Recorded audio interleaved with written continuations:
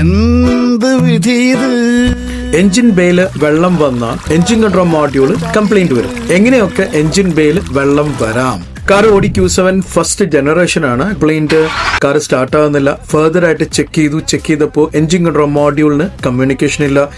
Engine control module further ആയിട്ട് check ചെയ്തപ്പോൾ മനസ്സിലായി സിവിയർ ആയിട്ടുള്ള വാട്ടർ ഡാമേജ് സംഭവിച്ചിട്ടുണ്ട്. റിപ്പയർ ചെയ്യാൻ സാധിച്ചു, ഫിക്സ് ചെയ്തു. Now everything is working properly. എങ്ങനെയാണ് വാട്ടർ ഡാമേജ് വന്നത് നോക്കൂ. എഞ്ചിൻ കൺട്രോൾ മോഡ്യൂളിന്റെ ലൊക്കേഷൻ ഫ്രണ്ട് വിൻഷീൽഡ് ഗ്ലാസിന്റെയും ബോണറ്റിന്റെയും ഇടയിലുള്ള പ്ലാസ്റ്റിക് കവർ, ഇതിന് നോർമലി പറയുന്നത് കവൾ ടോപ്പ് എന്നാണ്.